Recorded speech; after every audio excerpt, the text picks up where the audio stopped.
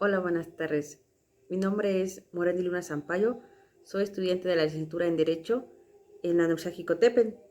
Hoy les quiero platicar un tema que es muy interesante. Pues para nosotros es normal que después de los 18 años, en tipo de elecciones, salgamos a emitir nuestro voto. Pero, ¿qué hay detrás de esto? Porque antes las mujeres no podían ejercer ese derecho. Detrás de esto existe una lucha por el sufragio femenino mexicano, que tiene origen en la Revolución Mexicana entre los años 1910 y 1920, en donde se destacan mujeres activistas como por ejemplo Hermilda Galindo, Elvia Carrillo Puerto y Refugio García, que eran activistas que postulándose a puestos de elección popular iniciaron una lucha electoral que buscaba los derechos políticos a mujeres y así demostrando a su vez su interés por la organización y representación política. En aquel entonces existían diversos grupos a favor de este derecho, pero en 1916 se realizó el primer congreso feminista impulsado por el gobernador de Yucatán.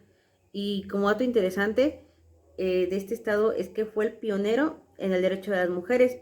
Y también es importante mencionar que este fue donde Elvia Carrillo Puerto fue la primera mexicana electa diputada al Congreso local, pero que desgraciadamente tuvo que renunciar por las presiones sociales.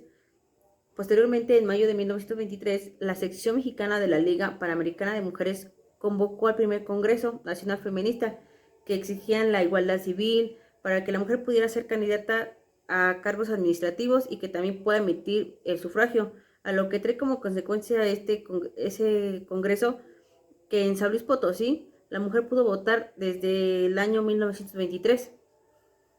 Más tarde, en 1946, el presidente Miguel Alemán aprobó una iniciativa para que el artículo 115 constitucional estableciera la participación de las mujeres en las elecciones municipales en igualdad de condiciones que los hombres.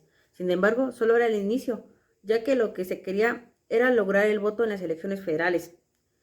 Y el 6 de abril de 1952, más de 20,000 mujeres se reunieron en el Parque 18 de marzo de la Ciudad de México para demandar lo que les había prometido el entonces candidato a la presidencia Adolfo Ruiz Cortines. Las mujeres querían ver plasmado en la Constitución el derecho a votar y poder ser votadas. Fue hasta el 17 de octubre de 1953 que se publicó la adicción al artículo 34 constitucional, que a letra dice: son ciudadanos de la República los varones y las mujeres que, teniendo la calidad de mexicanos, reúnen además los siguientes requisitos: haber cumplido 18 años siendo casados o 21 si no lo son, y tener un modo honesto de vivir. Y fue así que la mujer mexicana, después de una ardua lucha, obtuvo el derecho a votar y ser considerada como ciudadana. Finalmente, el 3 de julio de 1955, las mujeres acudieron por primera vez a las urnas a elegir diputados federales, y aunque este fue un gran paso en el proceso de democratización del país, la realidad es que al género femenino le costó muchísimo emanciparse o separarse del yugo masculino y de la presión ejercida por sus padres y esposos. Esto es muy interesante porque, a pesar de que ya era un derecho propio, en la credencial de elector estaba que, en primer lugar, poner el apellido del hombre si estaba casada, y en las elecciones las mujeres no iban a votar, sino que los que emitían los votos eran los papás o el propio esposo.